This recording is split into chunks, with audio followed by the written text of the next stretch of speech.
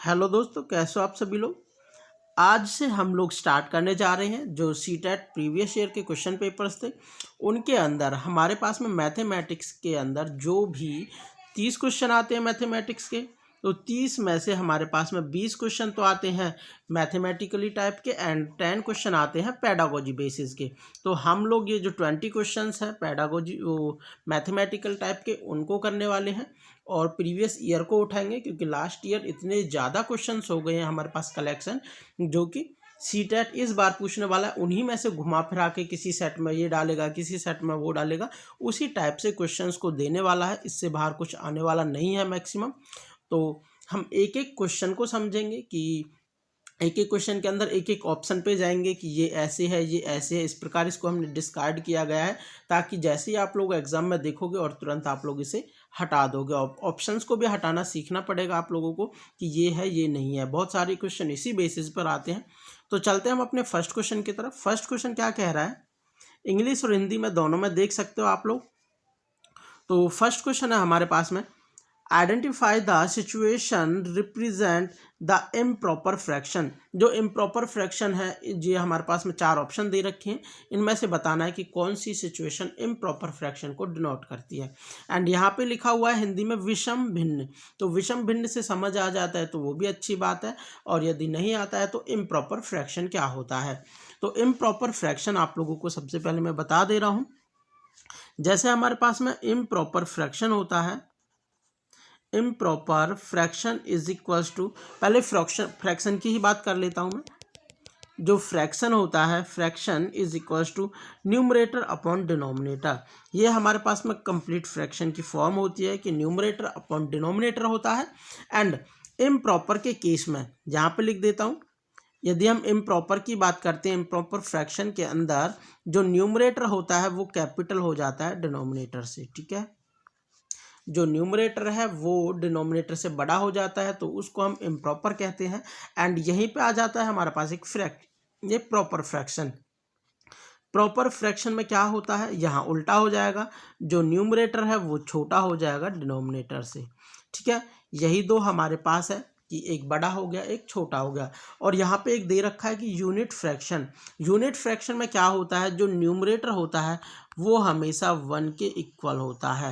And upon में हमारे पास में 1 से जो फॉर्म होती है वो तो पूरा प्रॉपर फ्रैक्शन की ही होती है कि न्यूमरेटर छोटा होता है डिनोमिनेटर से, मतलब जो डिनोमिनेटर है वो हमेशा 1 से बड़ा लेके चलना है। ठीक है ना, ये हमेशा 1 से बड़ा लेके चलना है, ग्रेटर देन 1। एंड जो न्यूमरेटर है वो 1 के इक्वल कर देना है। ये 3 चीज़ें आप लोगों ने राइट डाउन कर ली होंगी आई होप। तो देखते हैं हम नेक्स्ट, जो ऑप्शन नंबर फर्स्ट है। यहाँ कह रहा है divide 5 cakes equally among 7 peoples 7 members. ठीक है, हिंदी में भी बताऊंगा इसको क्या है, किस तरीके से है कि जो 5 केक हैं उनको हम 7 मेंबर्स के अंदर डिवाइड करना चाहते हैं। तो मतलब क्या आएगा, एक से छोटा आने वाला है। ठीक है, एक एक केक तो किसी के बट में पड़ेगी नहीं, क्योंकि 5 केक हैं, 7 मेंबर्स हैं। और जो इम्प्रॉपर फ्रैक्शन है, जो इम्प्रॉपर फ्रैक्शन है वो कहता है कि मैं हमेशा 1 से ग्रेटर देन हूँ। इम्प्रॉपर फ्रैक्शन आप लोगों को ये भी पता होना चाहिए कि इम्प्रॉपर फ्रैक्शन हमेशा 1 से बड़ा होता है, ग्रेटर देन होता है, लेकिन जो प्रॉपर फ्रैक्शन होता है वो हमेशा 1 से छोटा होता है। ठीक है ना, ये हमेशा 1 से छोटा होता है और इम्प्रॉपर हमेशा 1 से बड़ा होता है। ये चीज़ें याद रखनी है। और यहाँ पे फर्स्ट ऑप्शन में देख सकते हो एक केक किसी के भी बट में नहीं पड़ने वाला है। दैट मीन्स जो फ्रैक्शन बनने वाला है 5/7। यहाँ से भी समझ आ रहा है 5/7 है, तो ये एक प्रॉपर फ्रैक्शन का बना रहा है केस में।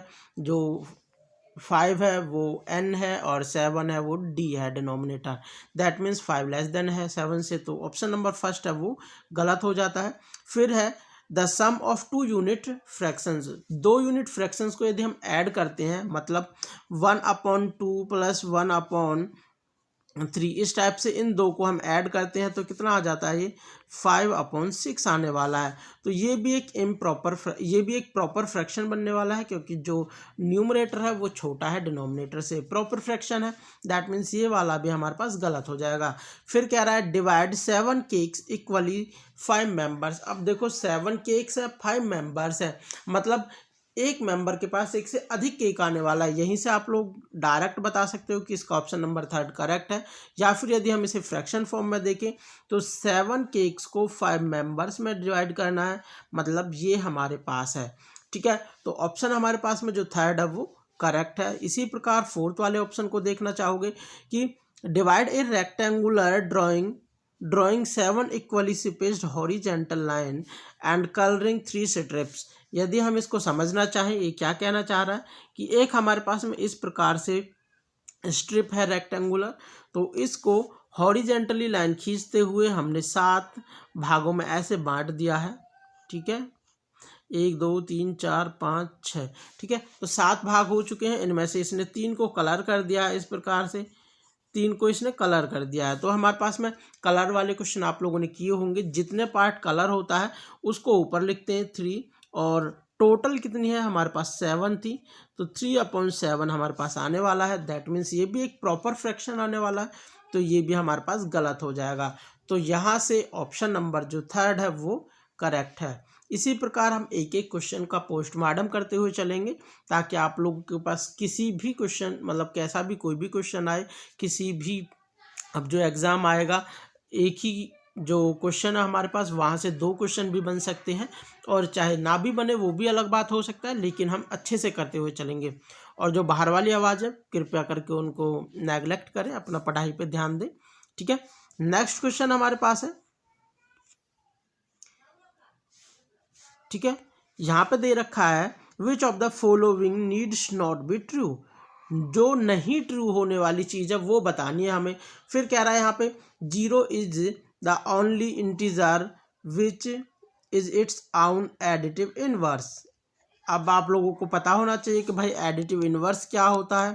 ठीक है, नेक्स्ट क्वेश्चन में देखते हैं। To add 2 integers of opposite signs. चलो इनको भी देखते हैं। तो इससे पहले मैं आप लोगों को बताना चाहूँगा कि जो एडिटिव इन्वर्स होता है वो क्या होता है, एंड मल्टीप्लिकेटिव इन्वर्स क्या होता है, आइडेंटिटी क्या होती है, थोड़ा ये बता देता हूँ। ठीक है,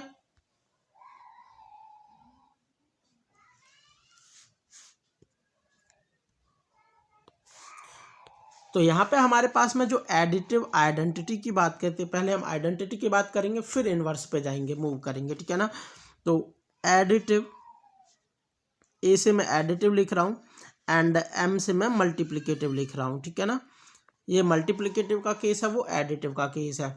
तो एडिटिव क्या कहता है कि इन्वर्स की, वो मल्टी आइडेंटिटी की बात कर रहा हूँ, एडिटिव आइडेंटिटी, एंड यहाँ भी आइडेंटिटी। आइडेंटिटी को मैं आई से डिनोट कर रहा हूँ।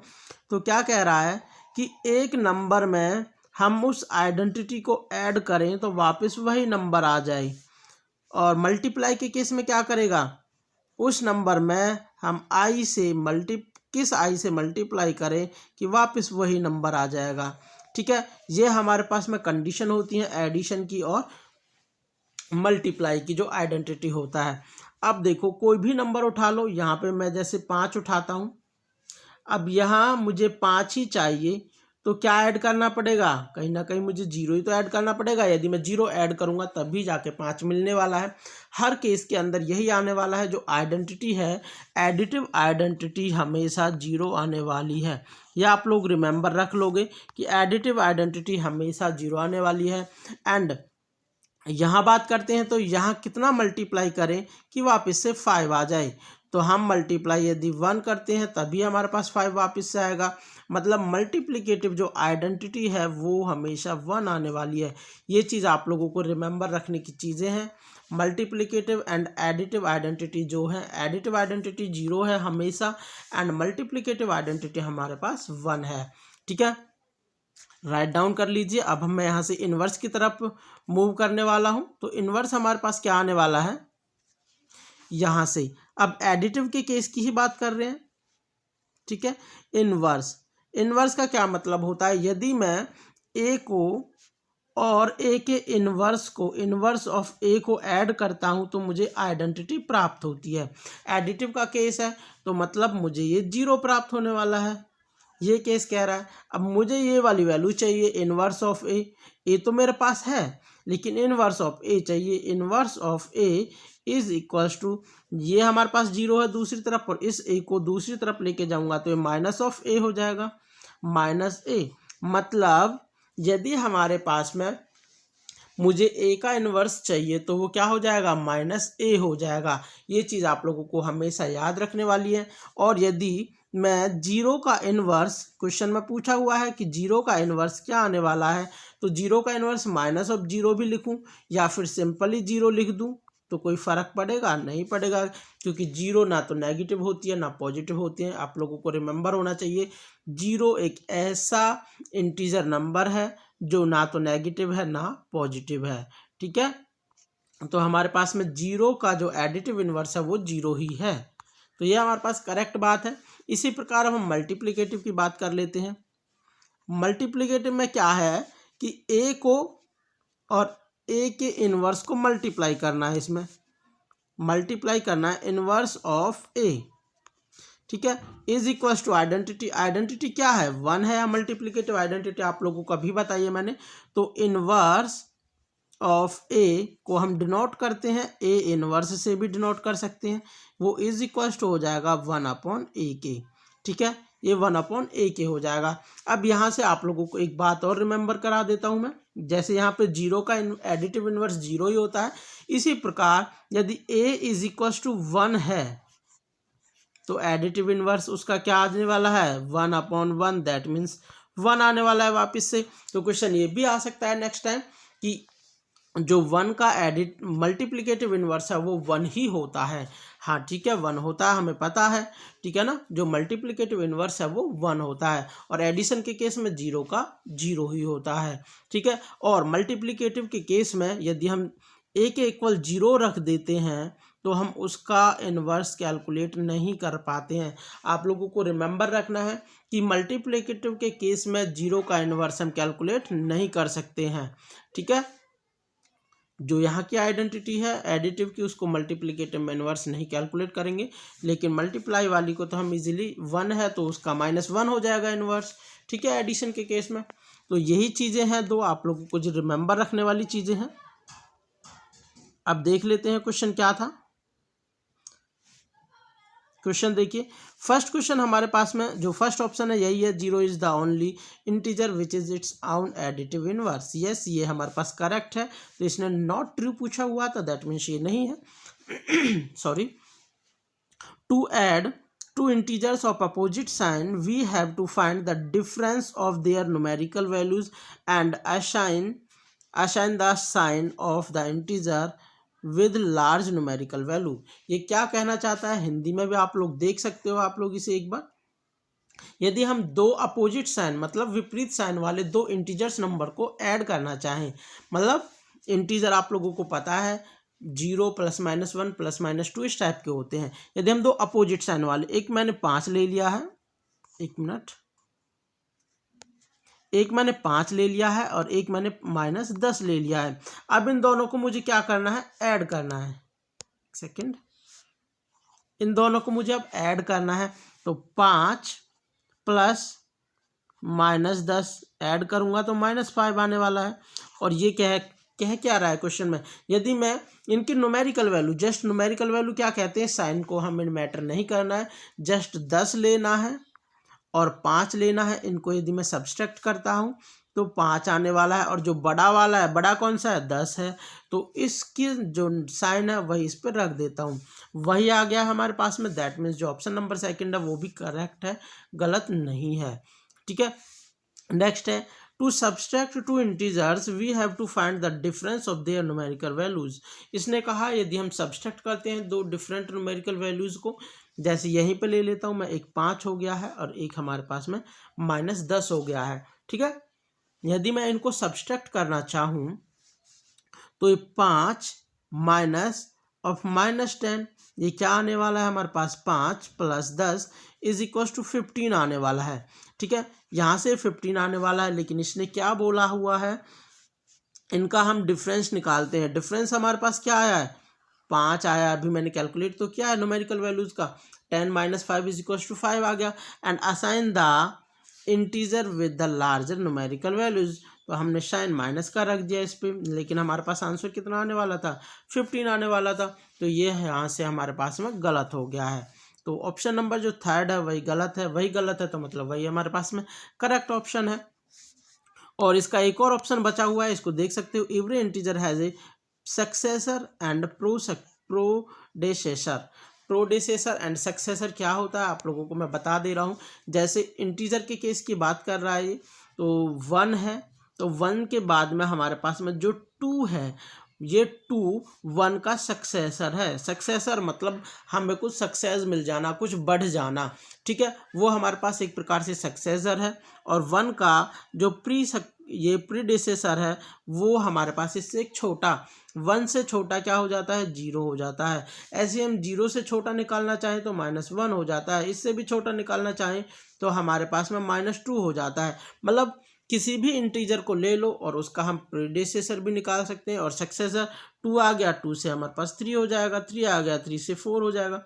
कोई भी नंबर दो, हम सबका सक्सेसर और प्रीडिसेसर निकाल सकते हैं। मतलब ये भी करेक्ट है, केवल ऑप्शन नंबर जो थर्ड है वही गलत है, ठीक है। जो हमारे पास में ये 20 ही क्वेश्चन है, लेकिन इन क्वेश्चंस को मैं आप लोगों को फुल डिटेल के साथ समझाऊंगा, कोई प्रॉब्लम नहीं होने वाली है, ठीक है। तो यहाँ पे ये वाला क्वेश्चन है। नेक्स्ट है 2 सही 1/2 डिवाइड करना है, 1 सही 3/5। इसको हम मिक्स्ड फ्रैक्शन कहते हैं। मिक्स्ड फ्रैक्शन मतलब जैसे हमारे पास में इम्प्रॉपर फ्रैक्शन होता है, उसको हम मिक्स्ड फ्रैक्शन में कन्वर्ट कर सकते हैं, और मिक्स्ड फ्रैक्शन को इम्प्रॉपर में कन्वर्ट कर सकते हैं। यही दो चीज़ें हैं हमारे पास में। ऐसा नहीं है इम्प्रॉपर जो हमारे पास में प्रॉपर हो जाएगा उसको नहीं कन्वर्ट किया जा सकता, लेकिन जो इम्प्रॉपर है उसको मिक्स में और मिक्स को इम्प्रॉपर में कन्वर्ट कर सकते हैं। यहाँ पे ये मिक्स फ्रैक्शन दे रखा है, इसको हम इम्प्रॉपर में कन्वर्ट करेंगे। तो कैसे कन्वर्ट करते हैं, इस 2 को इस सामने वाले 2 में मल्टीप्लाई करते हैं, मतलब नीचे वाले को सामने वाले में मल्टीप्लाई करते हैं, ऊपर वाले को ऐड करते हैं। 2 दूनी 4 और 1 5, 5/2 हो जाने वाला है। एंड डिवाइड करना है, 5 एकम 5, 5 और 3 8, 8/5 ये करना है हमें। जैसे ही हमारे पास में ये मल्टीप्लाई डिवाइड का साइन होता है तो 5/2 इसको मल्टीप्लाई में करना होता है, पीछे वाले को हम बदल के रख देते हैं रेसिप्रोकल, 5/8 हो जाएगा, ये मतलब 25/16। अब ऑप्शंस में दे रखा है 9/16 लेस देन 1, 1 से ये इतना छोटा है ये पूछा हुआ है, लेकिन हमारे पास में जो ये नंबर है इसको हम लिखना चाहें वापस से, जो प्रॉपर फ्रैक्शन है क्या कहते हैं मिक्स्ड फ्रैक्शन है वहाँ कन्वर्ट करना चाहें तो इसको हम इसे डिवाइड करेंगे। पहले डिवाइड करना होता है, जैसे 25 को 16 से डिवाइड करता हूँ तो एक बार जाएगा, ये 6 ये 9, तो यहाँ वाला आगे आ जाता है 1 सही, डिनोमिनेटर को ऊपर लिखते हैं अपॉन 16। तो ये हमारे पास फाइनली है। जो ये नंबर है क्या कह रहा है, इस टाइप का कोई भी नंबर होगा तो हम उसे इस टाइप से भी तोड़ सकते हैं, ठीक है। ये चीज़ आप लोगों को पता होना चाहिए, रिमेंबर होना चाहिए कि जो मिक्स्ड फ्रैक्शन है उसका जो मिक्स्ड पार्ट है उसको अलग कर सकते हैं, और जो फ्रैक्शन वाला पार्ट है उसे अलग कर सकते हैं एडिशन लगाने के बाद में, ठीक है। अब ये जो क्वेश्चन था हमारे पास में ये क्या आने वाला है, 1 से 9/16 बढ़ाई तो है, मतलब जिस ऑप्शन में ये बोलेगा कि 9/16 मोर देन 1, तो ऑप्शन नंबर जो हमारे पास में फोर्थ है 9/16 मोर देन 1, तो यही हमारे पास करेक्ट है ऑप्शन नंबर 4। बाकी सारे के सारे गलत ऑप्शन है, आप लोग देख सकते हो। चलते हैं नेक्स्ट क्वेश्चन की तरफ, ठीक है। कम है, अधिक है, मोर देन और इनमें कोई प्रॉब्लम होने वाली नहीं है आप लोगों को। यहाँ पे कह रहा है which of the following product gives a natural number. Natural number का आप लोगों को पता होना चाहिए। नेचुरल नंबर क्या होते हैं, 1 2 3 4, जिनको हम अक्सर काउंटिंग्स के लिए यूज़ करते हैं वही हमारे पास नेचुरल नंबर होते हैं, ठीक है। ना तो ये नेगेटिव के होते हैं, ना जीरोज होती हैं, ना ही फ्रैक्शन वाली चीज़ें होती हैं, ये जस्ट 1 2 3 4 5 इस टाइप से होते हैं, ठीक है। अब फर्स्ट ऑप्शन को देख सकते हो, एक यहाँ पे माइनस का साइन दे रखा है, दैट मीन्स जब भी मल्टीप्लाई के अंदर -1 आ जाता है तो फाइनली भी हमारे पास माइनस आने वाला है क्वेश्चन के अंदर, ठीक है। तो हम इस क्वेश्चन को यहीं पे डिस्कार्ड कर देंगे कि नेचुरल नंबर कभी नेगेटिव नहीं होते हैं। इसको देखेंगे सेकंड वाले क्वेश्चन को, तो यहाँ पे हमारे पास 3 की और 5 की ऊपर वाली चीज़ों के ऊपर मल्टीप्लाई कर देते हैं। जैसे किसी के नीचे नहीं होता है कुछ भी तो हम 1 नीचे कर सकते हैं, ऊपर वाली के ऊपर मल्टीप्लाई, 3 पंजे 15 अपॉन 15, ये इज इक्वल टू 1 आ गया। दैट मीन्स ऑप्शन तो सेकंड करेक्ट है, लेकिन नीचे वाले को और देख लेते हैं। एक माइनस आ गया इसमें, दैट मीन्स यहाँ से भी हमें नेगेटिव मिलने वाला है, कैंसल आउट।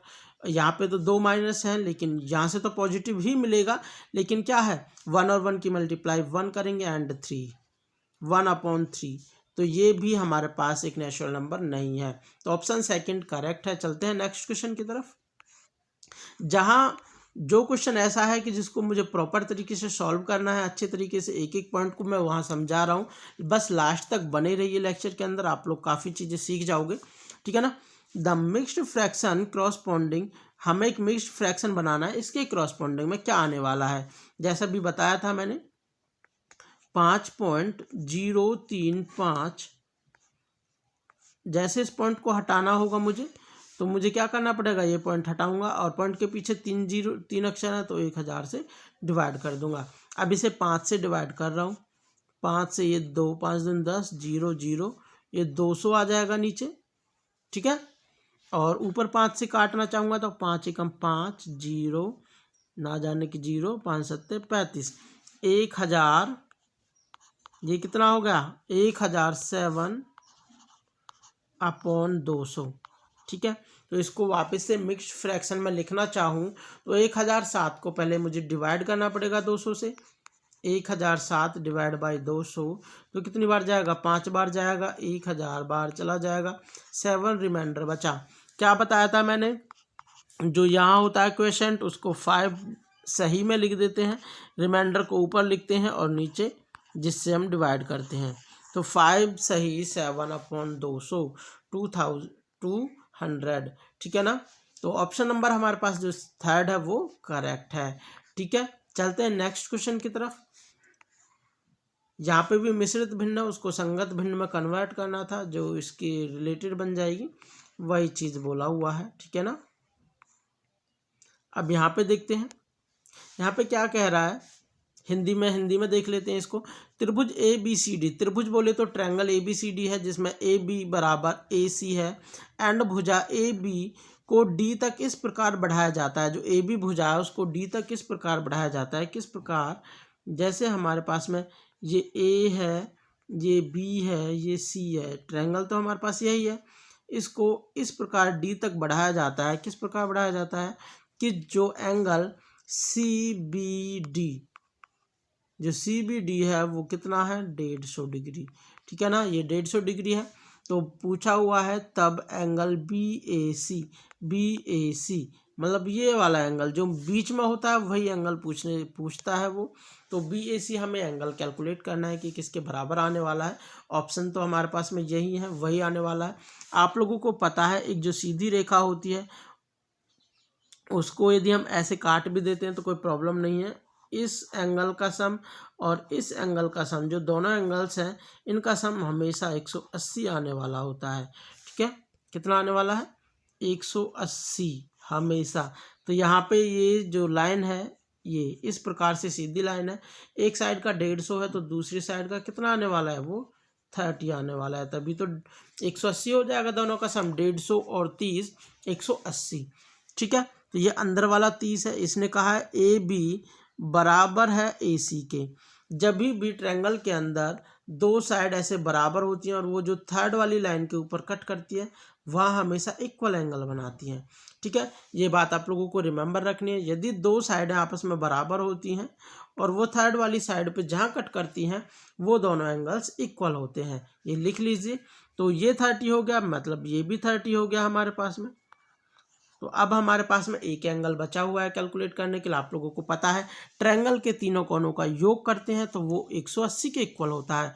तो मैं इसे लिख दे रहा हूँ जस्ट एंगल ए, जो एंगल ए है वो प्लस में अदर टू एंगल कितने हैं 30 और ये भी 30 है, 30 और 30 60 लिख देता हूँ मैं डायरेक्ट, इज इक्वल टू 180 आने वाला है। इसको दूसरी तरफ लेके जाएंगे तो 180 माइनस 60 बराबर कितना आ जाएगा 120। एंगल ए हमारे पास है जो वो 120 आ गया। तो ऑप्शन नंबर जो फोर्थ है वो करेक्ट हो गया है यहाँ से। चलते हैं नेक्स्ट क्वेश्चन की तरफ। ठीक है, ये हमारा 6 नंबर का क्वेश्चन है, ये 6 हो चुका है, 7 नंबर का क्वेश्चन आ गया है। ठीक है, बस लास्ट तक बने रहिए, आप लोगों को काफ़ी चीज़ें मिलेंगी जो समझने लायक हैं। ठीक है, if D is a point on A, या फिर यहाँ से भी देख सकते हैं हम हिंदी में इसने क्या बोला हुआ है, क्या बोला हुआ है, किसी बिंदु, किसी त्रिभुज ए बी सी की भुजा बी सी पर, जैसे हमारे पास में कोई भी त्रिभुज है ए बी सी, ठीक है, ये त्रिभुज है, इसकी भुजा बी सी पर डी इस प्रकार बनाया हुआ है कि जो ए डी है, जो यहाँ से स्टार्ट होकर ए डी आएगा वो बी सी के ऊपर लंब है, मतलब यहाँ से यहाँ ये 90 डिग्री है, यहाँ डी इस प्रकार बनाया हुआ है। तो और बी डी बराबर डी सी, ये वाली चीज़ बी डी और बी सी दोनों ये बराबर दे रखी है, ये 90 डिग्री का एंगल दे रखा है।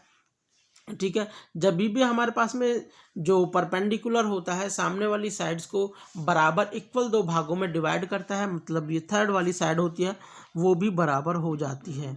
ठीक है, ये दोनों साइडें हैं जो आपस में बराबर हैं। एक प्रकार से ये इक्विलेटरल ट्रायंगल की बात, वो इक्विलेटरल नहीं, एक प्रकार से हमारे पास में आइसोस्केल्स ट्रायंगल की बात कर रहा है, जो ये वाली दोनों अड़ोस पड़ोस की साइडें हैं वो बराबर हैं। ठीक है ना। तो अब पूछा हुआ है कि समरूप क्या है हमारे पास में, समरूपता सर्वांग सम पूछा हुआ है। सिमिलर, एक सिमिलर होता है और एक हमारे पास में कॉन्ग्रुएंट होता है। तो कॉन्ग्रुएंट वाला पूछा हुआ है, जब भी हमारे पास में ये इस टाइप का साइन आता है वो कॉन्ग्रुएंट होता है। कॉन्ग्रुएंट का क्या मतलब होता है, जब हम एक ट्रायंगल यहाँ पे ए बी डी की बात कर रहा है, एंड जो दूसरा ट्रायंगल है ए सी डी, इस ट्रायंगल की, ये दोनों ट्रायंगल है, मतलब वो 2 साइडों का फ्रैक्शन लेना है साथ के साथ जो हमेशा 1 आ जाए। जैसे ए बी बराबर है ए सी के, तो ये दोनों हमारे पास में फ्रैक्शन 1 आने वाला है हमेशा। ठीक है ना, हमेशा बराबर होते हैं तो 1 आने वाला है। लेकिन सिमिलरिटी के केस में ऐसा नहीं होता है कि 1 आने वाला है, वो जस्ट सारी की सारी साइडें हैं जो उनका फ्रैक्शन बराबर होना चाहिए, बस ये है। यहाँ हमारे पास में 1 ही आ जाता है जो फ्रैक्शन है। ठीक है, तो यहाँ से हमारे पास में क्या है, ये वाली साइड इसके बराबर है, तो हमें उसी वे में स्टार्ट करना पड़ता है। यहाँ ए बी डी ये ट्रायंगल दे रखा है, मतलब ए बी डी, तो ए बी के बराबर जो साइड है उसी तरफ जाना है हमें। ए सी, तो ये ए सी, फिर बी डी की तरफ चले थे हम, यहाँ से बी डी, तो यहाँ से हमें सी से डी की तरफ चलना है। तो ये दोनों जो ट्रायंगल हैं वो आपस में समरूप हैं, ए बी डी समरूप है ए सी डी। तो हमारे पास में जो ऑप्शन नंबर फर्स्ट है वही करेक्ट है। बाकी के जो ऑप्शंस हैं इधर उधर हो रहे हैं, डी ए सी डी, ठीक है, तो ये हमारे पास में गलत है, डी ए सी, तो ये सारी चीज़ें गलत होने वाली हैं। जैसे हमारे पास ये इस साइड के बराबर है तो हमें इसी साइड की तरफ चलना है, जिस भी साइड से हम स्टार्टिंग करते हैं वहीं पे चलना होता है। जैसे हम बी सी से चलते तो बी डी से चलते, बी डी, और ये वाली साइड हो जाती, फिर यहाँ पे ऐसे चलना होता है। कहाँ पे चलना होता है, यहाँ पे डी से सी की तरफ, डी से सी की तरफ। जैसे हम यहाँ से यहाँ गए हैं ऐसे ही हमें यहाँ से यहाँ आना पड़ता, और फिर ऊपर जाते तो फिर इसमें भी ऊपर पहुँच जाते ए, ठीक है, इस टाइप का होता है B D A D C A, तो ये भी हो सकता था। लेकिन हमारे पास में option number A B C के रिस्पेक्ट में पूछा हुआ है, तो हमारे पास जो ऑप्शन नंबर फर्स्ट है वो करेक्ट है। होप आप लोगों को समझ आ गया होगा। चलते हैं नेक्स्ट क्वेश्चन की तरफ। काफ़ी इजी क्वेश्चन है, आप लोगों को समझने के लिए भी है ये क्वेश्चन। क्या कह रहा है, जो हमारे पास में एक कागज पर सिमी, जो सिमी किसी का नाम लिखा हुआ है, मतलब एक कागज पर सिमी रेखाएं एल एम और एन इस प्रकार खींचती है। किस प्रकार खींचती है, हमारे पास में 2 केस दे रखे हैं। क्या है, एल एम पर लंब है, लंब मतलब परपेंडिकुलर है, जो एल है वो एम पर परपेंडिकुलर है, मतलब इस टाइप से हमारे पास परपेंडिकुलर है। एक सेकेंड,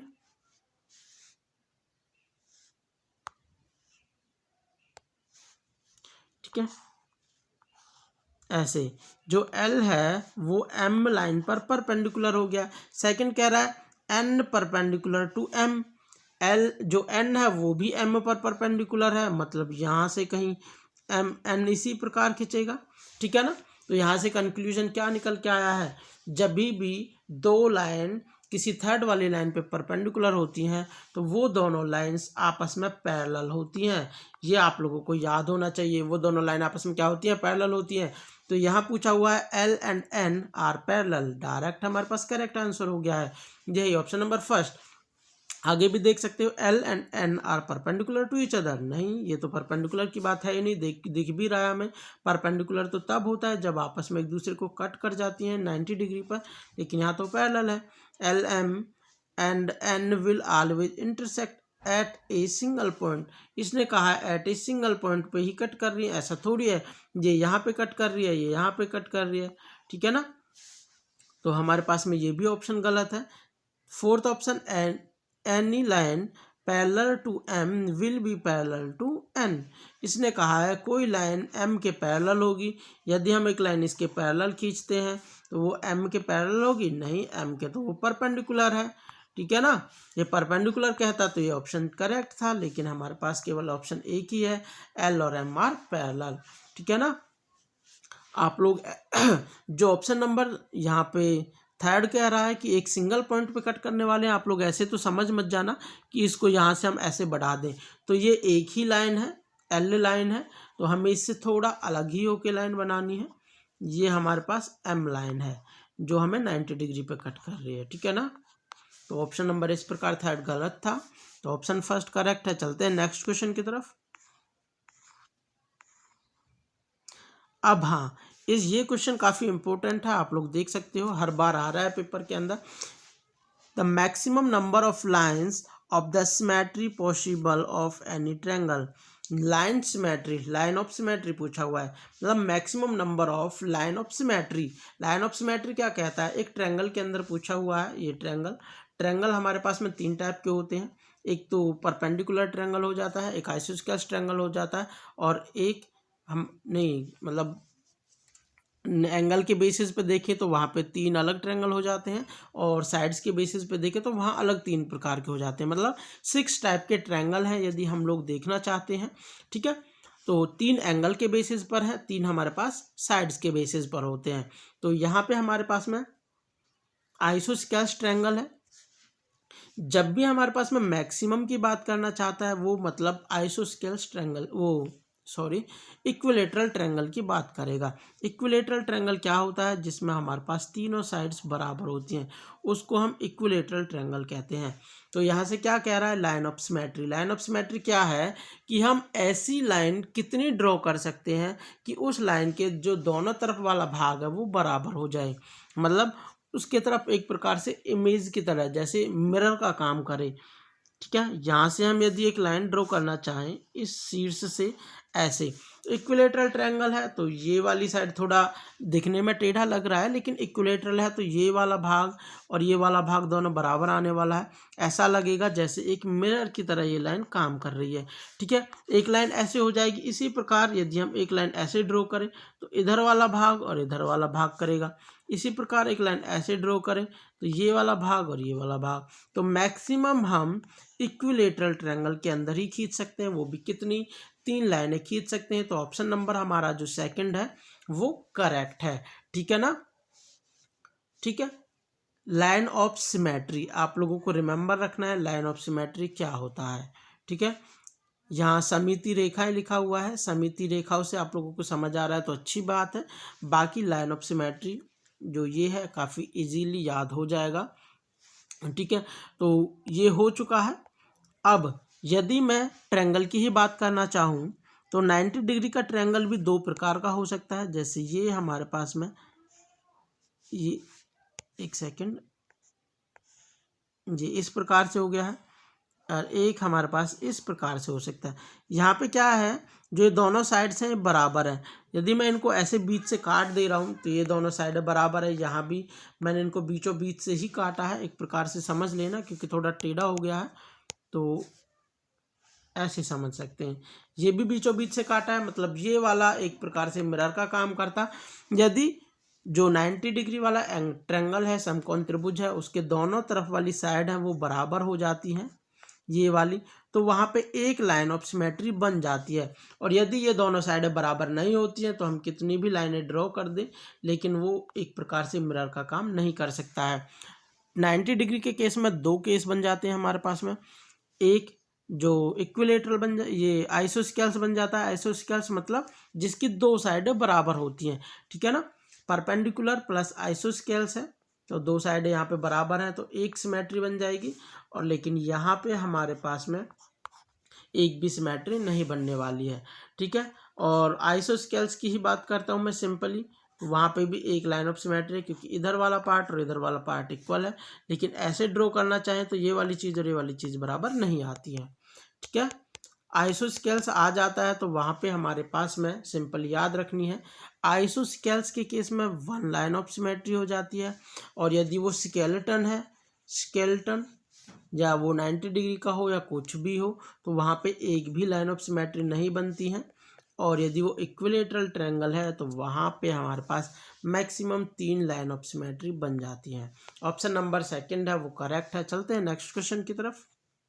आई होप आप लोगों को समझ आ रहा होगा अच्छे से काफ़ी, ठीक है। तो अब हमारे पास में यहाँ से हिंदी में देख सकते हैं इसके, जो बाबूराज है एक कागज़ की शीट पर दो रेखाखंड ए बी और पी क्यू खींचता है। मतलब दो रेखाखंड खींचता है, किस प्रकार खींचता है, रेखाखंड का मतलब कह रहा है ये हमारे पास में लाइन सेगमेंट ड्रॉ करता है, ठीक है ना। लाइन सेगमेंट क्या कहते हैं, जिनके एंडिंग पॉइंट और स्टार्टिंग पॉइंट होते हैं, लाइन सेगमेंट होते हैं। जिनका एंडिंग पॉइंट और स्टार्टिंग पॉइंट होता है उनको हम लाइन सेगमेंट मतलब एक लाइन का छोटा सा भाग, उसको हम लाइन सेगमेंट या फिर रेखाखंड कहते हैं। ये चीज़ आप लोगों को क्लियर होनी चाहिए। और लाइन होती है जो ना तो उसका एंडिंग पॉइंट पता होता है ना उसका स्टार्टिंग पॉइंट पता होता है, ठीक है। यदि आप लोगों को नहीं पता है तो कमेंट कर सकते हो कि इस पे भी लेक्चर बनाया जा सकता है, ठीक है। रेखाखंड खींच रहा है दो, यदि ये दोनों रेखाखंड दोनों ओर कितने भी विस्तृत करने पर कभी परस्पर नहीं मिलते हैं। यदि ये दोनों परस्पर नहीं मिलते हैं मतलब परस्पर नहीं मिलने का मतलब है वो कभी भी इंटरसेक्ट नहीं करते हैं, तो A B and P Q दो के भाग हैं। जो ए बी और पी क्यू हैं यदि ये दोनों इनको हम ऐसे बढ़ा दिए जाएं कभी एक दूसरे को कट नहीं करेंगी तो तब ये हमारे पास में जो ए बी है और जो पी क्यू है क्या बन जाएंगे, दोनों पैरेलल लाइंस बनने वाली हैं, ठीक है ना। ये क्या बनने वाली है, पैरेलल लाइंस। तो पैरेलल लाइंस कभी भी एक दूसरे को कट नहीं करती हैं। यहाँ पे परपेंडिकुलर लाइंस बोला हुआ है, परपेंडिकुलर लाइन तो 90 डिग्री पे कट कर जाती हैं और यहाँ पे पैरेलल लाइंस बोला हुआ है, that means option number second है वो करेक्ट है, ठीक है। फिर है लाइन इंटरसेक्ट एट एंगल, ये सारे ऑप्शंस गलत हो जाएंगे क्योंकि किसी भी एंगल पर वो इंटरसेक्ट कर ही नहीं रही है तो इंटरसेक्ट का तो नाम हो ही नहीं सकता, ये दोनों गलत हो जाएंगे, ठीक है ना।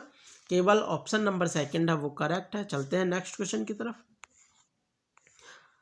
आप लोगों को समझ आ रहा होगा सारी चीज़ें, कोई प्रॉब्लम नहीं है कैसा भी, ठीक है। तो यहाँ से है किसी आयताकार खेत की लंबाई और चौड़ाई मतलब लेंथ एंड ब्रेथ दे रखा है, उनका अनुपात दे रखा है। लेंथ हमारे पास बड़ी वाली होती है 10 और इनको हम x करके मान लेते हैं। जब भी रेशो दे रखा होता है तो हमारे पास जो लेंथ है वो 10x है एंड जो ब्रेथ है वो 3x है, ठीक है। इस टाइप से हमारे पास में हो गया है। इसने कहा है खेत के चारों ओर 12 रुपये प्रति मीटर की दर से बाड़ लगाने का खर्चा है जो 6,240 रुपये है। खेत का क्षेत्रफल कैलकुलेट करने की बात कर रहा है, ठीक है। क्षेत्रफल क्या हो जाएगा, क्षेत्रफल तो हमारे पास इन दोनों की मल्टीप्लाई आने वाली है, दैट मीन्स 10 या 30 एक्स स्क्वायर, ठीक है। क्षेत्रफल ये आने वाला है, हमें एक्स की वैल्यू पुट कर देनी है। और जब भी ये बाड़ लगाने की बात करता है मतलब पेरीमीटर की बात कर रहा है, पेरीमीटर में क्या हो जाता है हमारे पास में 2 into length plus breadth, length और ब्रेथ को ऐड करेंगे तो ये 13 हो जाएगा इंटू में 2 दैट मीन्स 26x, ठीक है ना।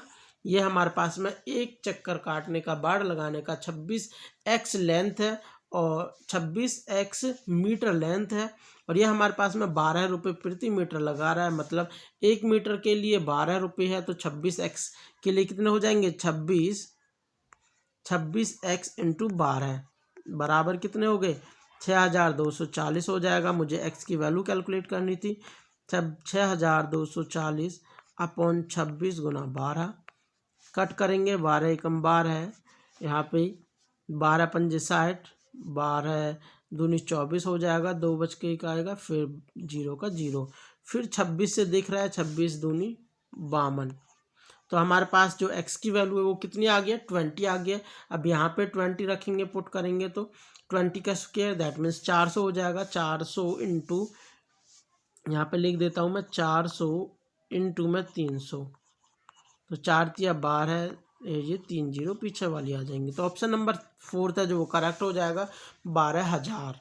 ठीक है, नेक्स्ट क्वेश्चन को देखते हैं। काफ़ी इजी है, इतना ही टाइम लगने वाला है, ज़्यादा टाइम नहीं लगेगा। थोड़ा थोड़ा सा और समझाने में ज़्यादा टाइम लगता है, उससे तो और भी कम टाइम लगने वाला है। ठीक है, एक सेकंड थोड़ा छोटा कर लेता हूँ ताकि हिंदी में और इंग्लिश में दोनों में देख सकूँ। ठीक है, तो यहाँ पे आप लोगों को दिख रहा होगा, मान लीजिए एस और एस दो समान ऊंचाइयों के बेलन है, मतलब दो समान ऊंचाइयों के बेलन है। यदि एस का व्यास, व्यास बोले तो इसने डायमीटर की बात की हुई है। ठीक है, if the diameter of S is 2 times that of S dash, जो एस का डायमीटर है वो 2 गुना हो जाता है एस डैश के डायमीटर से। मतलब एस का जो डायामीटर, एस डैश का जो डायामीटर है मैं उसको डी मान लेता हूँ। तो यहाँ से इसकी आर कितनी निकल जाएगी, आर डैश d/2 आ जाएगी। ठीक है, तो एस का डायामीटर कितना दे रखा है, 2d दे रखी है। तो यहाँ से आर निकालने की बात करता हूँ तो ये डी आ जाती है। फिर ये एरिया की बात कर रहा है, then the curved surface area, जो वो हमारे पास है सरफेस एरिया है वो कैलकुलेट करना है। वक्र पृष्ठ क्षेत्रफल, वक्र पृष्ठ बोलो या कर्व्ड सरफेस बोलो, यदि ये टोटल सरफेस की बात करता है तो ऊपर पैंदी और नीचे वाली पैंदी होती है जो बेलन के अंदर, जैसे बेलन इस टाइप का हो जाता है हमारे पास, ये वाला भी भाग, ये वाला। यदि ये कंप्लीट सरफेस की बात करता है तो ये वाले पार्ट भी ऐड करने पड़ते हैं, लेकिन उन्होंने कार्व्ड सरफेस बोला है या फिर वक्र पृष्ठ क्षेत्रफल बोला हुआ है। ठीक है ना, यहाँ पे वक्र पृष्ठ क्षेत्रफल लिखा हुआ है, तो केवल हमें इसका एरिया निकालना, क्षेत्रफल निकालना है। वो कितना आने वाला है, क्षेत्रफल क्या हो जाता है 2πr/h। ठीक है ना, क्षेत्रफल हमारे पास में 2πr/h, ये इसका फॉर्मूला है। यहाँ पे r की वैल्यू s के केस में ये s है हमारे पास में, यदि यहाँ पे वैल्यूज पुट करना चाहता हूँ तो कितना हो जाएगा, ये 2π r की जगह d है dh, ये हो गया। और यदि इसकी बात करना चाहूँ एस डैश की बात करेंगे तो क्या हो जाएगा, 2π r की जगह कितना हो जाएगा d/2h। मतलब इस चीज़ को मैं इधर लेके जा रहा हूँ तो ये 2s हो जाएगा। 2s डैश बराबर 2πdh, और 2πdh क्या है, s के इक्वल है। तो हमारे पास क्या आ गया है, इज इक्वल्स टू s, मतलब s is equals to 2s dash. जहाँ भी हमारे पास में 2 टाइम हो जाए, जो एरिया ऑफ s है वो क्या है, twice of the s dash. जो s का एरिया है वो s डैश का ट्वाइस है, ये आप लोगों को दिख ही गया है। मतलब ऑप्शन नंबर फर्स्ट है वो करेक्ट है, बाकी सारे ऑप्शंस गलत होने वाले हैं। जो सॉल्व करने के बाद जो करेक्ट आने वाला है तो वो तो फर्स्ट ही ऑप्शन है, बाकी को चेक करने की जरूरत नहीं है। नेक्स्ट क्वेश्चन पे चलते हैं।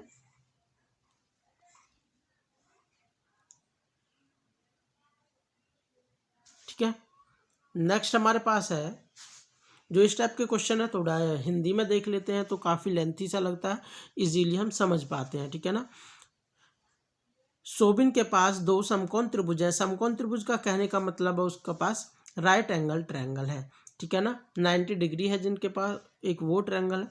इसका जो क्षेत्रफल है वो 6 मीटर स्क्वायर है, एंड इसका जो एक कर्ण है वो 5 सेंटीमीटर है, और भुजाओं की जो लंबाई है संपूर्ण संख्या है। एक प्रकार से संपूर्ण संख्या कहने का मतलब क्या है, इंटीजर नंबर, होल नंबर है, इंटीजर नहीं होल नंबर है। मतलब होल नंबर क्या है, 0 भी हो सकती है, 1 0 तो कभी वैसे होती नहीं है, 1 है, 2 है, 3 है, 4 इस टाइप से है। ठीक है, तो उन्हें इस प्रकार से व्यवस्थित किया जाता है कि उनके कारण संपाती हो जाते हैं। संपाती का मतलब है ये यहाँ पे हमारे पास लिखा हो जो हाइपोटेनिस है वो कोइंसिडेंस मतलब एक दूसरे के ऊपर आ जाते हैं। जैसे एक ट्रायंगल हमारे पास में ये है तो दूसरा ट्रायंगल इस प्रकार बनेगा, जो कर्ण है वो एक दूसरे के ऊपर आ चुके हैं। ठीक है, कर्ण हमारे पास में 5 है और जो एक का एरिया है वो 6 दे रखा है, दूसरे का एरिया है वो हमारे पास में कितना दे रखा है, वो भी 6 दे रखा है। एंड फाइनली कहा है इसने वो एक रेक्टेंगुलर बन जाता है, मतलब वो एक आयत बन जाता है। आयत में क्या होता है, आमने सामने की भुजाएं हैं जो ये बराबर हो जाती हैं। ठीक है, तो 6 हमारे पास में एरिया इसका आ गया, 6 हमारे पास एरिया इसका आ गया, तो क्या हो जाएगा, जो लेंथ है हमारे पास L इंटू बी होने वाली है बराबर 12 आ जाएगा। ठीक है ना, कर्ण हमारे पास में ये है जो 5 है, मतलब L और B है जो वो 5 से हमेशा छोटे ही आने वाले हैं, क्योंकि हमें पता है कर्ण ट्रायंगल के अंदर जो कर्ण होता है या फिर जो हाइपोटेन्यूस होता है वही सबसे बड़ा होता है। अब क्या करना है, 12 को दो ऐसे नंबर्स की फॉर्म में तोड़ना है। किस नंबर्स की फॉर्म में तोड़ना है, जो हमारे पास में 5 से छोटे हो, मतलब 3 और 4 की फॉर्म में हम इन्हें तोड़ सकते हैं। जो लेंथ है वो 4 हो जाएगी एंड जो ब्रेथ है वो 3 हो जाएगी। अब फाइनली हमें क्या पूछा हुआ है, इसमें पेरीमीटर पूछा हुआ है कि पेरीमीटर क्या आने वाला है। पेरीमीटर क्या है, ये 2 इंटू एल प्लस बी यही आने वाला है। 2 इंटू एल हमारे पास 4 है, ब्रेथ 3 है, दैट मीन्स 7 दूनी 14 है। तो ऑप्शन हमारे पास में जो थर्ड ऑप्शन है वो करेक्ट आने वाला है। आई होप आप लोगों को समझ आ गया होगा। बस जस्ट ज्योमेट्री का खेल था कि दो हाइपोटेन्यूस जो क्या कहते हैं समकोण त्रिभुज थे, राइट एंगल ट्रायंगल थे, उनको हाइपोटेन्यूस के साथ में टच करते हुए जोड़ते हुए एक दूसरे के ऊपर जो हाइपोटेन्यूस है वो आ जाएगा तो वो एक राइट एंगल ट्रायंगल बनेगा। ठीक है ना, कभी भी इस टाइप का क्वेश्चन आए तो हमेशा हमारे पास में वो एक राइट एंगल ट्रायंगल ही बनेगा। आप लोगों को रिमेंबर भी रखना चाहिए। नेक्स्ट क्वेश्चन हमारे पास में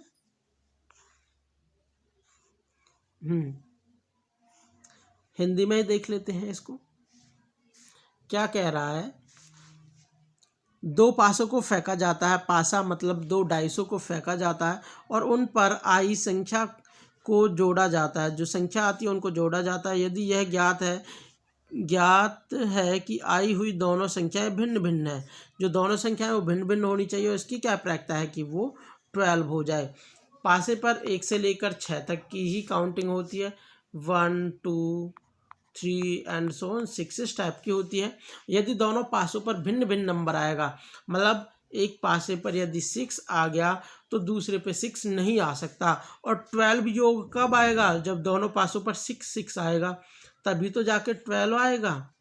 ठीक है, तो लेकिन इसने कहा है दोनों पासों पर सेम नहीं होना चाहिए, मतलब ऐसा कोई भी नंबर हमें नहीं मिल पाएगा कि जिनका योग 12 भी आ जाए और भिन्न भिन्न होने चाहिए दोनों नंबर, तो उसकी प्रोबेबिलिटी डायरेक्ट हमारे पास 0 हो जाएगी, क्योंकि कोई अनुकूल परिणाम कुछ मिला नहीं है और टोटल परिणाम तो 36 है। जब भी हम दो पासों को फेंकते हैं एक साथ में और योग की बात करते हैं तो वह हमारे पास में 36 नंबर बन जाते हैं। ठीक है, तो 0/36 इज इक्वल टू 0 ही फाइनल आंसर आने वाला। ऑप्शन नंबर फर्स्ट करेक्ट है। चलते हैं नेक्स्ट क्वेश्चन की तरफ। ये काफ़ी इंपॉर्टेंट क्वेश्चन है, यहाँ से आप लोगों को मैं 2-3 चीज़ें बताने वाला हूँ, लास्ट तक बने रहिए। बस एग्ज़ाम जो हमारे पास में लेक्चर चल रहा है आप लोग इजीली सब चीज़ें कर पाओगे। कंसीडर द डाटा, जो ये डाटा दे रखा है हमने कंसीडर कर लिया है। टू फाइंड ऑन चेकिंग, हमने चेक किया कि it was found then an observation 48 was incorrect and was replaced by 84। जो 48 है वो गलती से, मतलब हमारे पास में 84 होना चाहिए था लेकिन वो गलती से 48 लिख गई है, गलती से हुआ है ये हमारे पास में। तो पूछा हुआ है देन कौन सी values of Khalistan would remain the same. जो नीचे ऑप्शन है इनमें से कौन सी वैल्यू सेम रहेगी यदि हम वापस से उसको रिप्लेस कर देते हैं उसकी ओरिजिनल नंबर से 48 से। ठीक है, तो ऑप्शंस में हमारे पास में रेंज, मॉड, मीडियन दे रखा है, लेकिन मैं आप लोगों को मीन के बारे में बात बता देता हूं। जो मीन है, मीन मीन हमारे पास में जब भी किसी नंबर को गलत पढ़ लिया जाता है तो वो हमेशा चेंज होगी, वेरी होगी हमेशा, क्योंकि जैसे हमारे पास में 1 2 3 है, यदि 3 को पहले हमारे पास ये 3 पहले, अब हमारे पास 3 हो गया, लेकिन पहले ये हमारे पास 6 होता, मान लेते हैं 6 होता, तो मीन क्या होता है, इनका सम करके 3 से डिवाइड करते हैं, लेकिन अब 3 की जगह 6 पुट करते तो कुछ ना कुछ तो चेंज होना ही था इसमें। ठीक है, वो कितना चेंज होता, 1 का चेंज हो जाता। ठीक है, तो मीन हमेशा चेंज होगा, आप लोगों को रिमेंबर रखना है। और इसने ऑप्शन में भी मीन दिया ही नहीं है, तो अच्छी बात है। यहाँ पे रेंज की बात कर रहा है, रेंज क्या होता है, रेंज को हम हिंदी में परिसर बोलते हैं। ठीक है, परिसर, सॉरी,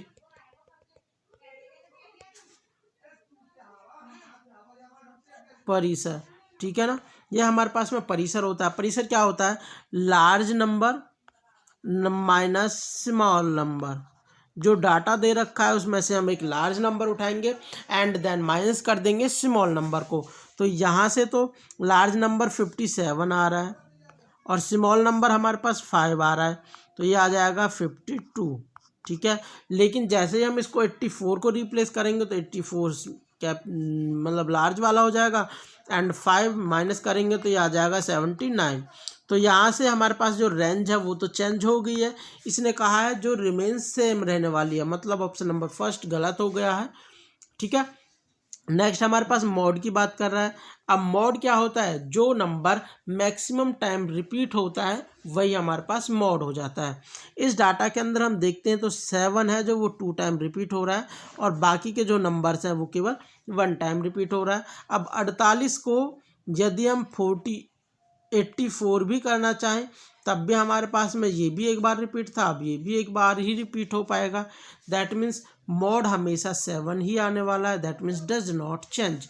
ऑप्शन सेकंड तो अभी हमारे पास में जो मॉड था वो सही है, लेकिन अभी हम मीन को भी चेक करेंगे। जल्दबाजी नहीं करनी, जल्दबाजी करोगे तो यहीं आप लोग मात खा जाओगे। ऑप्शन जो फोर्थ है वो दे रखा है mean and mod and mean दोनों। यदि ऑप्शन में नहीं होता तो हम डायरेक्ट लगा सकते थे, क्योंकि कोई ऑप्शन और बनने वाला ही नहीं है। ठीक है ना, इसको करेक्ट करने वाला। तो अभी हमारे पास में मीडियन की बात करते हैं। मीडियन क्या होता है, जो भी डाटा दे रखा हो उसको हम बढ़ते क्रम में या फिर घटते क्रम में लिखना होता है।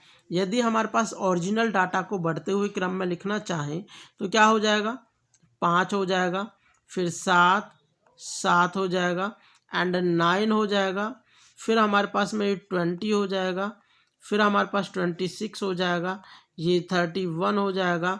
यहाँ पे हमारे पास में एक 48 है और एक हमारे पास में ये 57 है। ठीक है ना, अब हमारे पास में जो मिडल वाली टर्म होती है, मीडियन का कहने का मतलब है जो मिडल वाली टर्म, किसी भी साइड से आओ मीडियन बीच वाली टर्म ले लेनी है।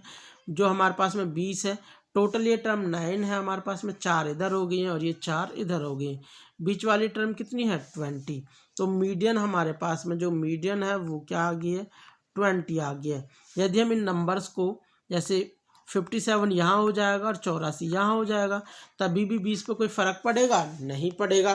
दैट मीन्स हमारे पास ना तो मीडियन पे कोई फ़र्क पड़ा, ना मॉड पे कोई फ़र्क पड़ा, मतलब ऑप्शन नंबर हमारे पास में जो फोर्थ है वो करेक्ट है। ठीक है, आई होप आप लोगों को समझ आ गया होगा, जो ऑप्शन नंबर फोर्थ है वो करेक्ट है। ठीक है ना, हिंदी में देख सकते हो, यहाँ पे परिसर दे रखा है, इसको परिसर बहुलक कह देते हैं, जो मॉड है उसको हम बहुलक कहते हैं, एंड जो माध्यक है उसको हम मीन कहते हैं। ठीक है, मीडियन कहते हैं, माध्यक को मीडियन कहते हैं। तो ऑप्शन यहाँ से हमारे पास जो फोर्थ था वो करेक्ट है। चलते हैं नेक्स्ट क्वेश्चन की तरफ। यहाँ सिंपल है, हिंदी में देखो इंग्लिश में देखो, कुछ नहीं है इसमें कि इफ़ यदि हमारे पास में ये दे रखा है, एक इक्वेशन दे रखी है, तो पूछा हुआ है ये 3y + 8/2 का मान कैलकुलेट कीजिए। मतलब पहले हमें y की वैल्यू कैलकुलेट करनी है जो गिवन डाटा है, यहाँ से गिवन इक्वेशन दे रखी है, मतलब 2 के अंदर मल्टीप्लाई करेंगे तो 2y + 10 = ये 10 है, एक मिनट, ये 10 है हमारे पास, = -3 की मल्टीप्लाई करेंगे तो ये -6 एंड +3y। इस y को इस तरफ लेके जाएंगे और इसको हम इस तरफ लेके जाएंगे, तो क्या होने वाला है, 2y minus 3y is equals to -6 minus 10। ये तो -16 हो गया, ठीक है, और ये हमारे पास -y हो गया। तो y के बराबर कितना आ गया, y के बराबर कितना आ जाएगा 16। Simply y is equals to 16 हो गया। अब हमें जो वैल्यू पूछी हुई है 3y प्लस 8/2, तो y की जगह 3 पुट करेंगे तो 16×3 = 48 प्लस 8/2, ये हो जाएगा हमारे पास 56/2 बराबर 28। ठीक है, ऑप्शन नंबर 4 करेक्ट है। चलते हैं नेक्स्ट क्वेश्चन की तरफ। काफ़ी इजी क्वेश्चन था, कोई प्रॉब्लम नहीं है कैसी भी।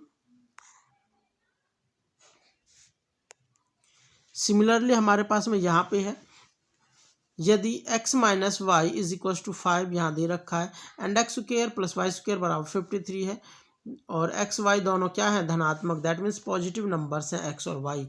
तो पूछा हुआ है x square minus Y square का मान क्या आने वाला है। यहाँ पे ये चीज़ हमें कैलकुलेट करने के लिए पूछी हुई है। तो हम क्या करेंगे, यहाँ से इसका स्क्वायर करेंगे, जस्ट ये हल्का सा इजी ही है। स्क्वायर करेंगे तो क्या हो जाएगा,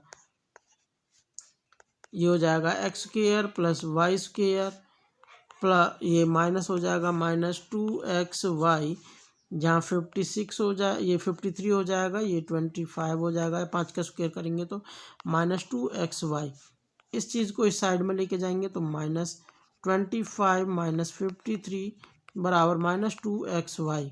यहाँ से इन्हें सब्सट्रैक्ट करेंगे तो -28 बराबर -2xy। माइनस से माइनस कैंसिल हो जाएगा, मतलब 2xy इज इक्वल टू 28। ठीक है ना, 2xy के इक्वल हमारे पास 28 आने वाला है। लेकिन इसने क्या पूछा हुआ है, x square minus Y square. तो इसी के लिए सबसे पहले हमें x प्लस वाई चाहिए। तो मतलब x square minus Y square को हम कितना लिख सकते हैं, a square minus b square x plus y, एक second, x plus y into x minus y, ये चीज़ लिख सकते हैं। एक्स माइनस वाई हमारे पास 5 दे रखा है, एक्स प्लस वाई चाहिए, तो यहाँ से हम कैलकुलेट कर सकते हैं। ये तो 28 आ ही गया था, ये तो हमारे पास एक्स प्लस वाई का होल स्क्वायर करना चाहेंगे, तो x square plus Y square आएगा जो कि 53 दे रखा है, प्लस 2xy आएगा वो 28 है। तो इन तीनों को हम ऐड करते हैं तो 81 आ जाएगा। हमें सिंपली एक्स प्लस वाई चाहिए, तो अंडर रूट हो जाएगा 81। यहाँ से हमारे पास में +-9 आने वाला है वैसे तो, लेकिन हमें क्या चाहिए, केवल वो दोनों नंबर्स पॉजिटिव हैं तो उनका जो सम है वो भी पॉजिटिव ही आने वाला है, मतलब वो 9 है। ठीक है ना, अब हमें कैलकुलेट करना है x square minus Y square, क्या था x plus y x minus y बराबर 9 × 5 बराबर 45। तो ऑप्शन हमारे पास में जो सेकंड है वो करेक्ट है। थोड़ा सा हल्का सा लेंथी था लेकिन काफ़ी इजी प्रोसेस है, कोई प्रॉब्लम नहीं है। चलते हैं नेक्स्ट क्वेश्चन की तरफ। सॉरी, ठीक है, 47 करा दिया हमने, 48 की तरफ आ गए। यहाँ पे कुछ भी देख सकते हो, चाहे इंग्लिश में देखो हिंदी में देखो, कोई प्रॉब्लम नहीं है। यदि हमारे पास में ये दो नंबर्स हैं, इनकी यदि हम प्रोडक्ट करते हैं और ये इसके इक्वल आ जाता है, पूछा हुआ ए का मान कैलकुलेट कीजिए। ए कहाँ है हमारे पास में, यहाँ है। ए किसका प्रोडक्ट है, एक्स और वाई का प्रोडक्ट है, जो कोफिशिएंट है एक्स वाई का कोफिशिएंट है ए। तो हमें यहाँ से जो एक्स वाई का कोफिशिएंट है वही कैलकुलेट करना है। एक्स वाई का कोफिशिएंट कब कब बनेगा, जब एक्स की मल्टीप्लाई वाई के साथ होगी, तब हमारे पास एक्स वाई का कोफिशिएंट बनेगा। उन सबको हमें ऐड कर लेना है। जस्ट क्या है, ये वाई की मल्टीप्लाई यदि हम इस एक्स के साथ करें तब बनेगा, और इस एक्स की मल्टीप्लाई इस वाई के साथ करें केवल तभी बनेगा, और इनको हमें ऐड करना है। तो करते हैं, इस 2 की मल्टीप्लाई करते हैं इसके साथ, तो -6xy, एंड इसकी करेंगे तो -3 दूनी 6xy, तो कितना हो जाएगा -12xy। ये कितने के बराबर हो जाएगा, axy। तो xy से तो xy कैंसिल ही हो जाएगा, a कितना आ जाएगा -12। तो ऑप्शन नंबर हमारे पास में जो 3 है वो करेक्ट है। आप लोगों को जस्ट यही चीज़ करनी है, किसका कोफिशिएंट पूछा हुआ है और हमें क्या चीज़ कैलकुलेट करनी है। यदि आप लोग सब चीज़ों को करने लगोगे कि भाई पूरा ये कंप्लीट सॉल्व करने लगो, तो काफ़ी टाइम लग जाएगा बिना बात ही। और आप लोगों को निकाल तो लोगे ही, कोई प्रॉब्लम नहीं होने वाली है, बाकी थोड़ा सा टाइम लग जाएगा। जो चीज़ पूछी है जस्ट हम लोगों को वही चीज़ कैलकुलेट करनी है, ठीक है ना। तो अब चलते हैं अपने नेक्स्ट क्वेश्चन की तरफ। ठीक है गाइस, तो देखते हैं हम यहाँ पे 50 वाले क्वेश्चन को, इससे बाद में देखेंगे 49 को। तो यहाँ पे पूछा हुआ है डायरेक्ट, ये दे रखा है हमारे पास में, ये चीज़ दे रखी है, ये चीज़ दे रखी है। तो पूछा हुआ है इनका जो इक्वल आने वाला है फाइनली वो क्या आने वाला है। तो हम जस्ट क्या करना है, पहले एक्स की मल्टीप्लाई अंदर करनी है, फिर वाई की मल्टीप्लाई अंदर करनी है, फिर जेड की मल्टीप्लाई करनी है अंदर। तो फाइनली जो आने वाला है वो चीज़ हमें यहाँ पे कैलकुलेट कर लेनी है। तो यहाँ से हमारे पास में क्या आएगा, एक्स की मल्टीप्लाई करेंगे तो x z minus x square minus x y, फिर ऐसे ही वाई की मल्टीप्लाई करेंगे, वाई प्लस का ही है तो y z minus Y square minus x y. इसी प्रकार माइनस जेड की मल्टीप्लाई करेंगे तो minus z x minus z y minus z cube. ठीक है, अब आप लोगों को एक चीज़ और बता देता हूँ, यहाँ से केवल एक्स स्क्वायर एक ही बार है तो माइनस एक्स स्क्वायर आने वाला है। इसी प्रकार माइनस वाई स्क्वायर है, ये भी एक ही बार है, minus Y square minus Y square. इसी प्रकार minus z cube, z square, ये स्क्वायर है जेड स्क्वायर।